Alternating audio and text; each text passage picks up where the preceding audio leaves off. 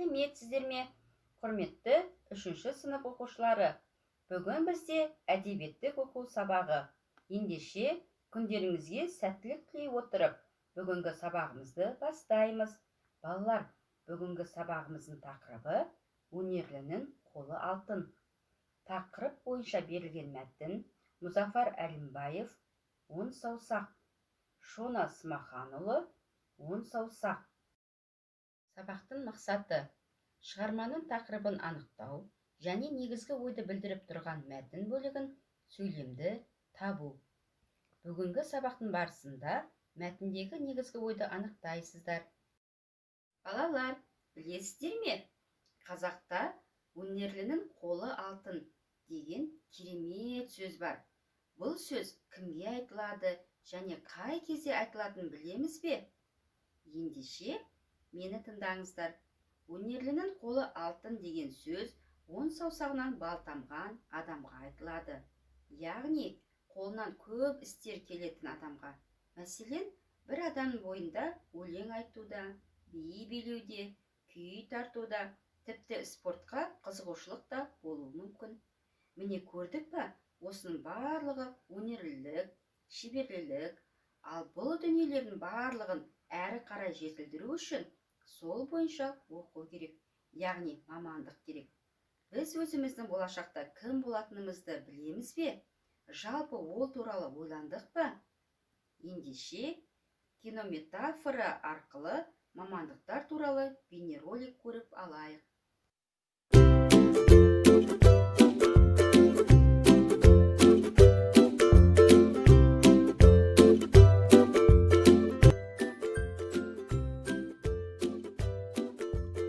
Дәрігер.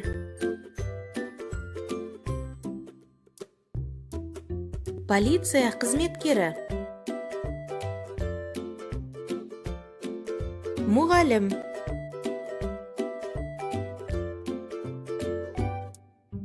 Өрт сөндіруші.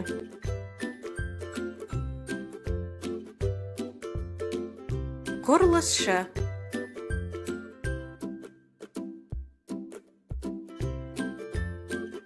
Аспазшы. Шаштараз.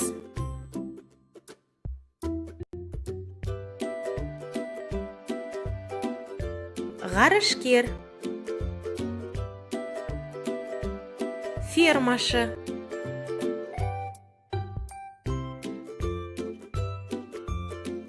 Журналист.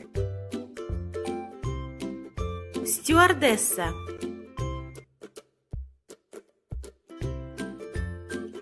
Биші.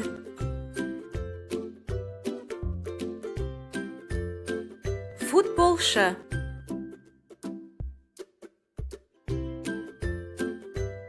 Актер.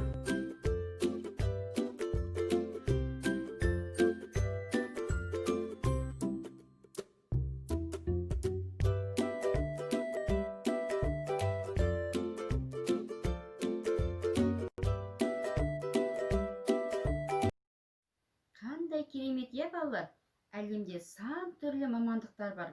Ал сол мамандықтарды жақсы оқып шыққан, жақсы маман болған адамдарға көп жан қызыға қарайды. Міне балалар, өнерлінің қолы алтын деген сөз сондай жандарға арналады.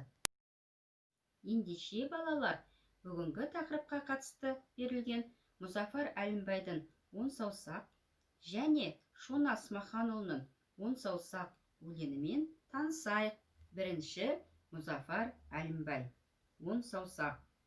Жалғыз саусақ тіпті де, ұстай алмас жіпті де. 2 саусақ бірікті, ине қолға ілікті. 3 саусағым орамды, жүгіртеді ғаламды. Өнерлі екен 10 саусақ, қала салсақ, жол салсақ. Келесі кезекте Шона Смаханұлы 10 саусақ. Шаршы топпен жалғасып, күмбірлетіп күй салсақ, 10 пернені дәл басып, ойнақтаған 10 саусақ. Көкте бұлтпен таласқан 15 қабат үй салсақ, көк кірпішін қалаған тегеурінді 10 саусақ. Алма, жүзім, өрікті майыстырып бау салсақ, ауылымызды көрікті ететін де 10 саусақ. Балалар, Екі өлеңді де оқыдық, иә?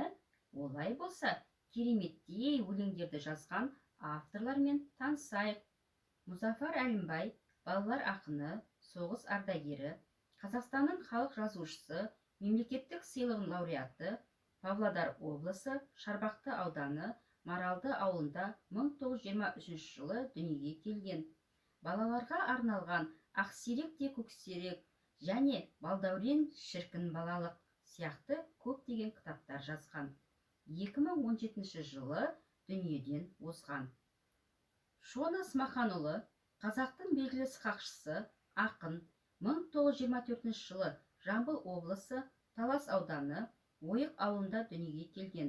Балаларға арналған «Ұр тоқпағым ұр» және Шимайбек пен Шыңкетпе сияқты жыр жинақтары бар. 1988 жылы дүниеден озған.